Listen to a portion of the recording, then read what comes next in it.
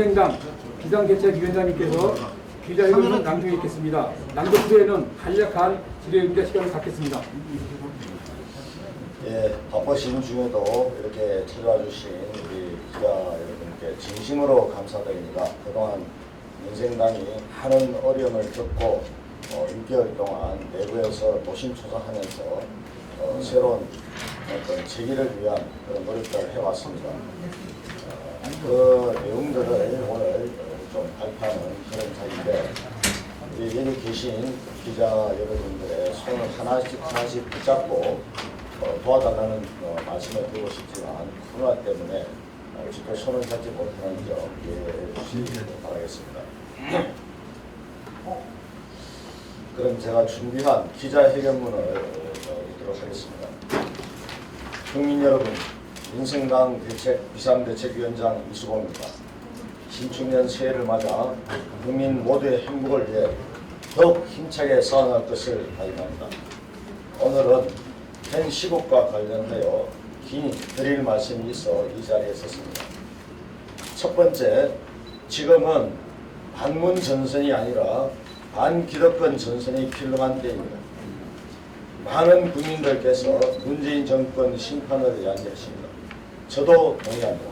그러나 문제는 심판받아야 할 권력이 단순히 문재인 정권만이 아니라는 것입니다. 한국에서 정말 국민의 심판을 받아야 할 대상은 바로 기득권 담합 세력입니다. 이 기득권 담합 세력은 여야, 보수와 진보를 가리지 않습니다.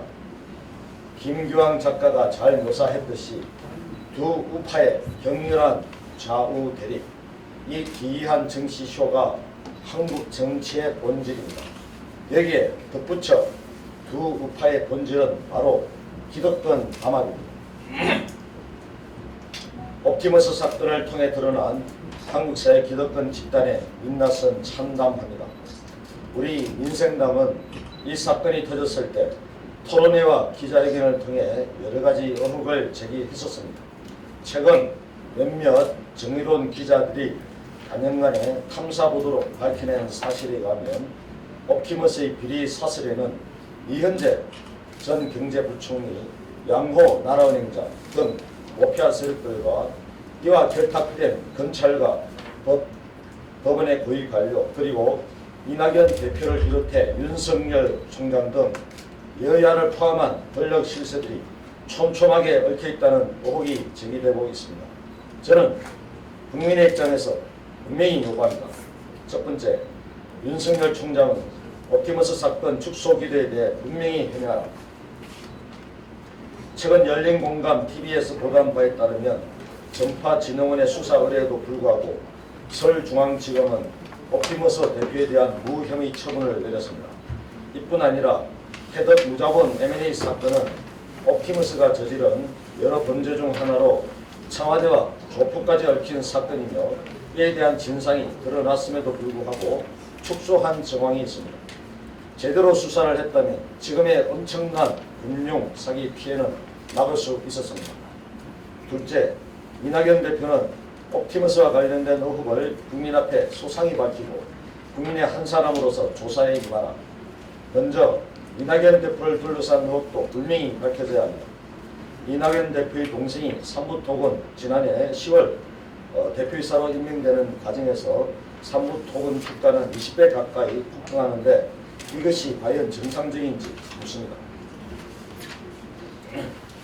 두 번째 의혹은 삼부토건 대표이사가 되는 날 삼부토건을 지배하던 큐린로봇의 최대 주주가 H&T에서 동양물산으로 바뀝니다.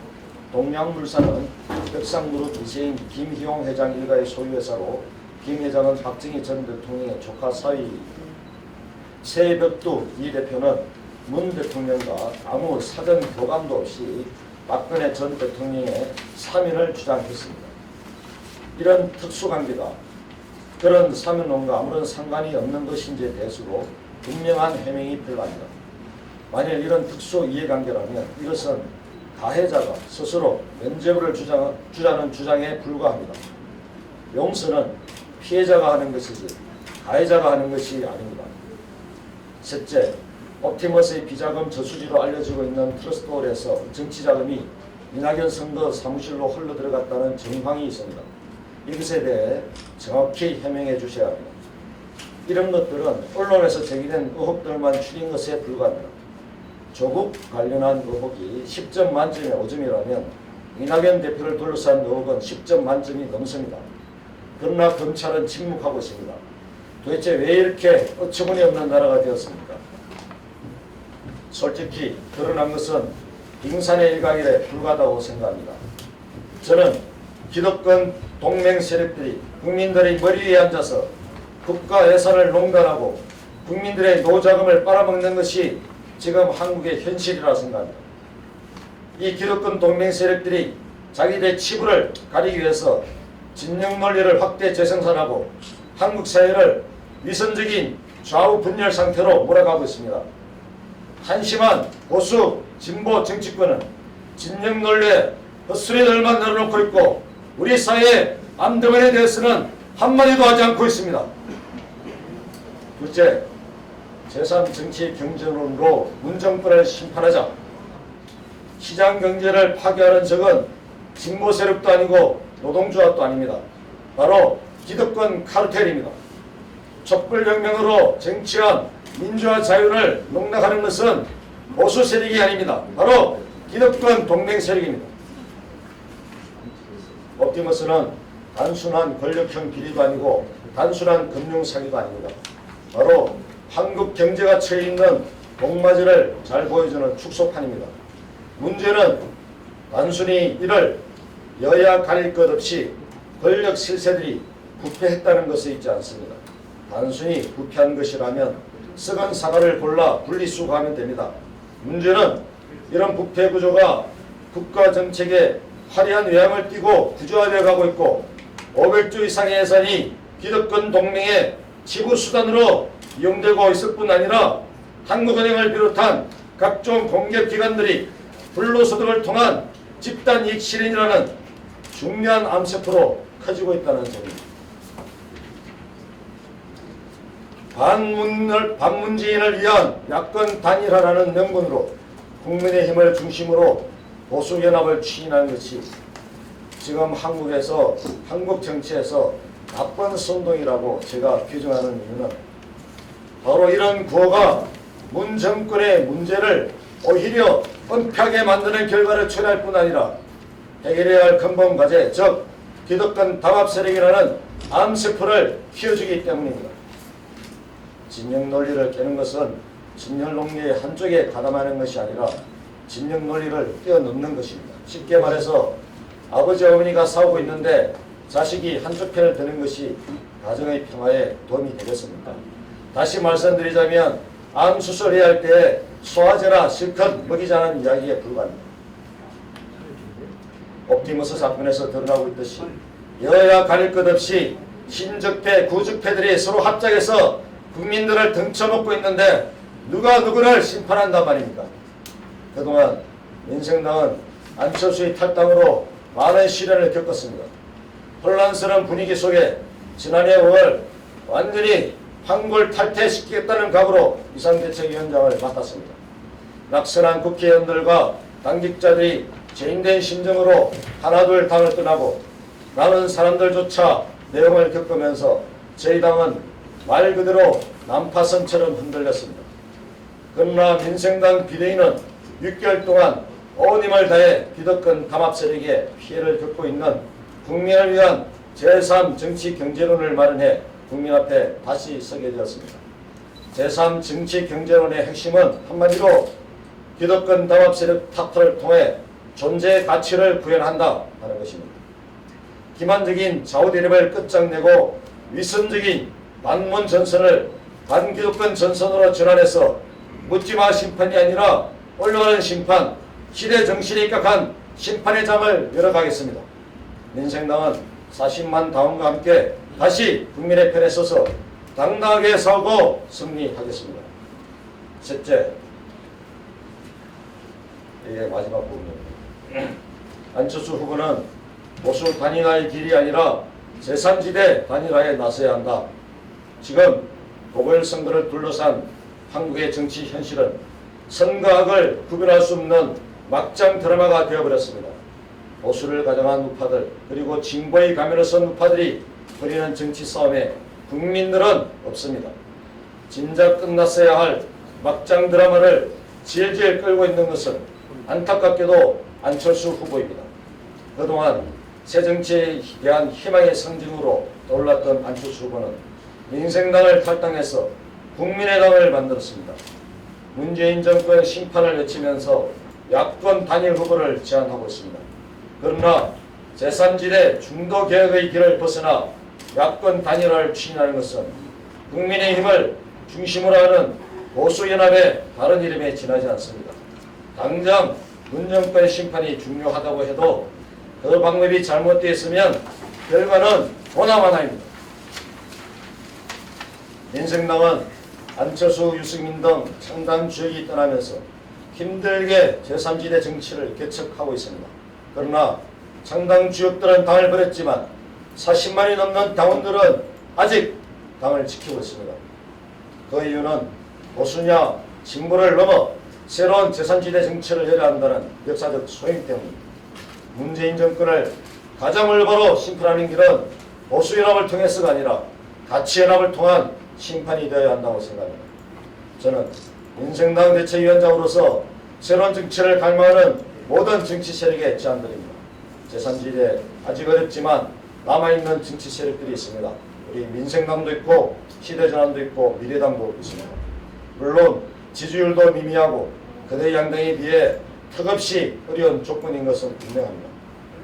그러나 이렇게 어렵게 된 것에 대해 안철수 대표의 책임은 매우 무겁습니다.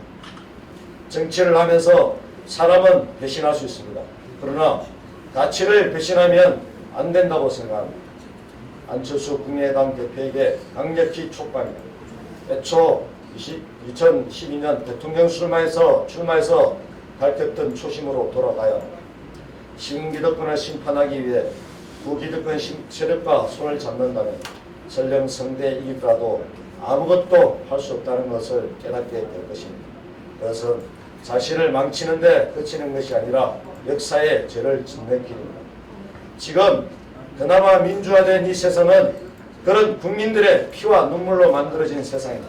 이 세상을 바꾸고 싶다면 정권 교체가 아니라 세력 교체를 위한 운동으로서의 정치를 각오해야 합니다.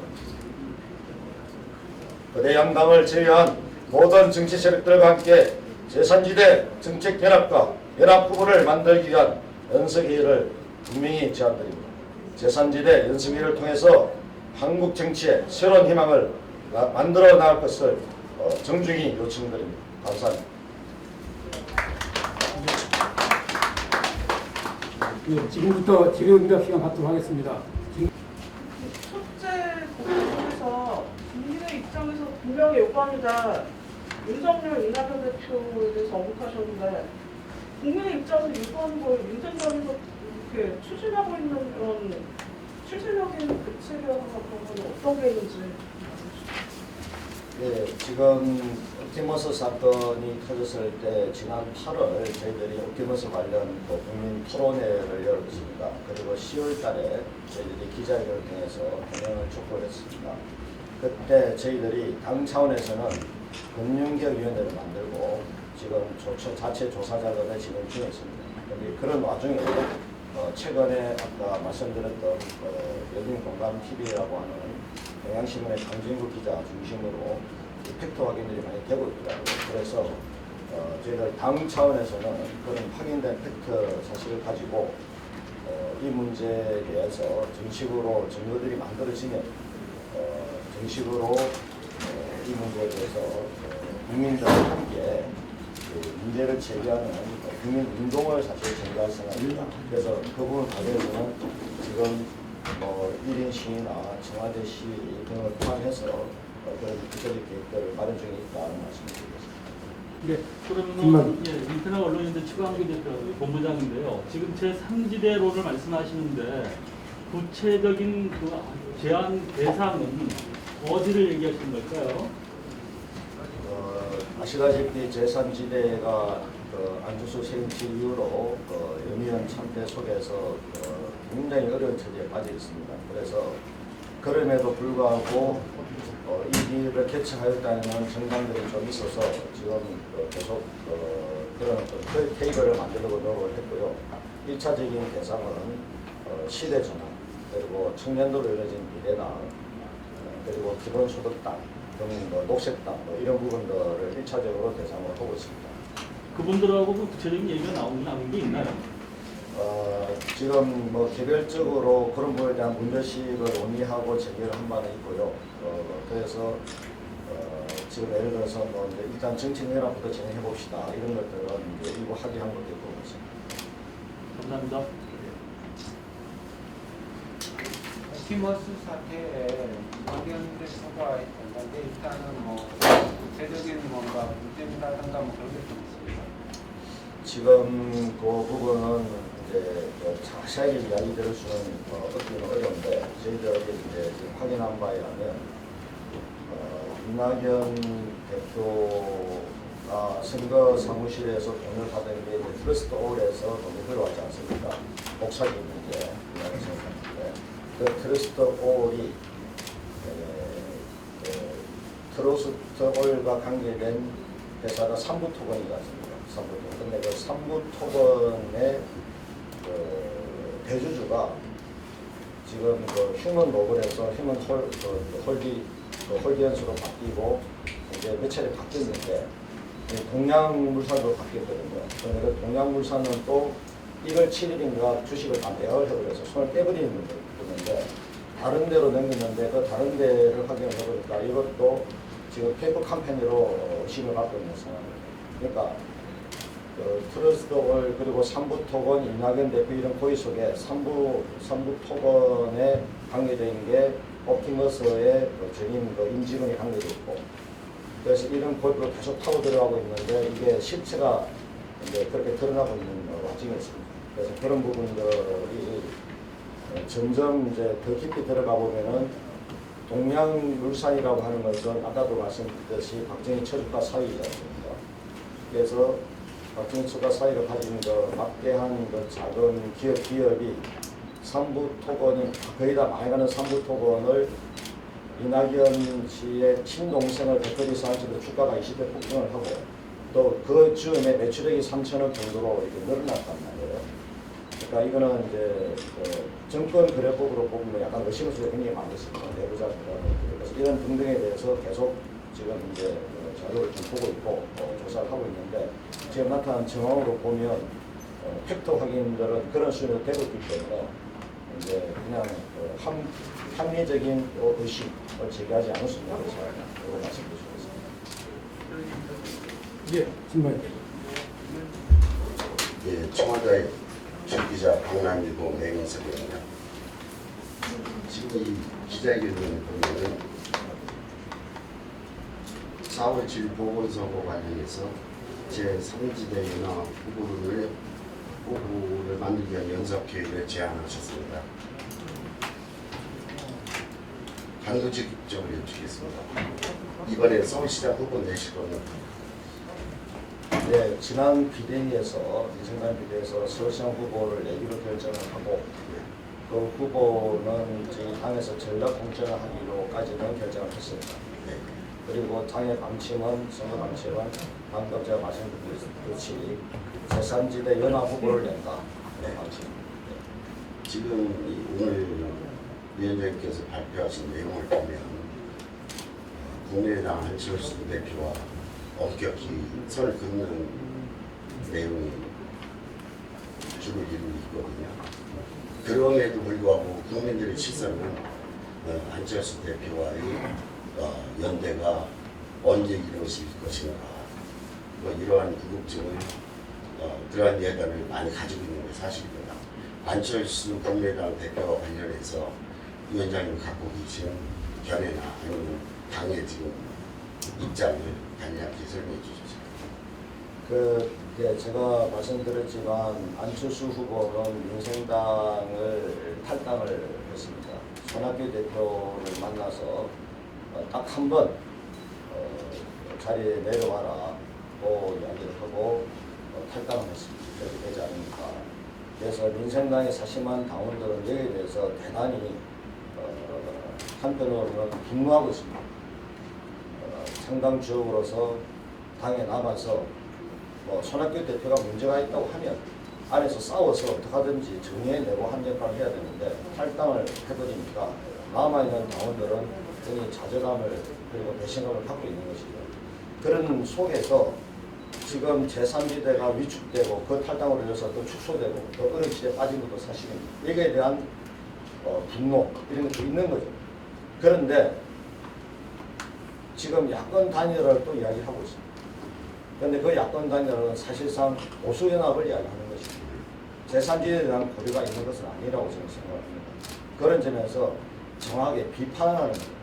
정말 야권 단일화를 하겠다면 그동안의 분열주의적인 정치 행위를 한 것에 대해서 진솔하게 반성하고 사과를 하고 그리고 단일화를 해야 야권의 진정한 단일화가 되는 거예요. 그리고 단일화의 출발점은 국민의힘과의 단일화가 첫 출발점이 아니고 정말 그동안 어렵게 제3지대를 해왔던 정치 세력과의 단일화가 첫 출발점이 되어야 된다고 생각합니다. 그래서 시작해서 확대가 된다고 생각합니다. 순서가 거꾸로 되는 거죠. 그냥 정권 교체 또는 선거에 이기기 위한 단일화만 이야기한다고 생각합니다. 저는 국민들이나 일반 여론들은 그런 것을 바랄 줄은 모르겠습니다. 하지만 그 결과는 너무나 뻔하다고 생각합니다. 툭 붙이고 그 다음날 바로 또 후회하게 될 거라고 생각합니다. 구기득권이 신기득권을 어떻게 심판할 수가 있겠습니까? 저는 그건 안 된다고 보기 때문에 심판하는 것은 좋다. 그러나 아무나 심판하는 게 아니다. 심판하더라도 올바른 심판을 하자는 것입니다. 그런 차원에서 선을 그었다기보다는 빨리 지금의 시국을 정확히 보고 다시 초심으로 돌아와서 제자리로 출발하겠다고 하면 우리 제3지대는 언제든지 같이 연합하고 연대할 수 있다. 그렇게 일으켜졌으면 좋겠다는 개인적인 희망입니다.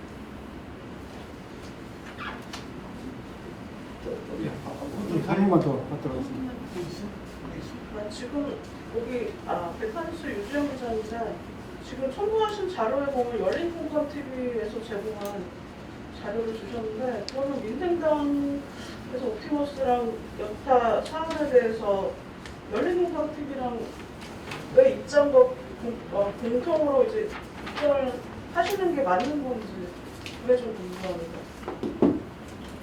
다를 수가 있습니다. 그쪽에서는 또 그쪽대로 입장일 수 있고 저희들은 그냥 확인된 팩트 중심으로 확인되는 것만 문제할 생각이고 거기는 어쨌든 언론이기 때문에 정확하게 차이는 있습니다.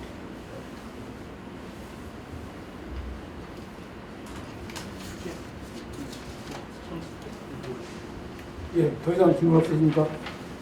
예, 한 번만. 예. 너무 질문이 없어서 한 가지만 좀 덧붙이겠습니다. 혹시 위원장님께서 지금 기대 위치가 너무 길어지고 있다는 그런 여론이 일부 있거든요. 혹시 이번 선거에서 당선자를 내기에는 누가 봐도 쉽지 않은 형편이고 하지만 국민들의 지지도에 따라서 위원장님의 거취여부를 결정하실 그런 의향은 없으십니까? 저는 제 개인적인 판단은 지금 이제 민생당의 핵심적인 과제는 다음 총선에서 원내 정당으로 들어가는 것이 목표입니다. 그렇게 할 수 있는 모든 조건과 상을 만들어 놓고 자리를 물려주는 것이 제 강력한 생각입니다. 이번 4월 7일 보선에서는 그럴 일 없을 거라고 말씀해 주시죠. 보궐선거요? 예, 이번 보선에서는 그러니까 다음 총선이 목표지. 그러니까 민생당으로서는 다음 총선까지 버티기 위해서 중요한 시험들을 통과해야 되는데 이번 보궐은 대단히 중요한 민생당으로서도 대단히 중요합니다. 그리고 한편으로 제가 말씀드렸지만 우리 국가적으로도 대단히 중요한 선거라고 생각합니다. 그래서 그동안 내부적으로 제3정치 경제론을 준비하면서 꾸준히 해왔는데 지금의 상황이 너무나 말하자면 지루한 막장 드라마가 국민의 실제 여론과 상관없이 펼쳐지는 것이기 때문에 여기에 우리 당으로서 우리 후보들을 내가지고 출사표를 던지겠다 이런 취지로 말씀을 드린 것이고 여기에 지금 서울시장 후보만 해도 벌써 3분이 민정당의 의원으로 지금 출마한 상태에 있습니다.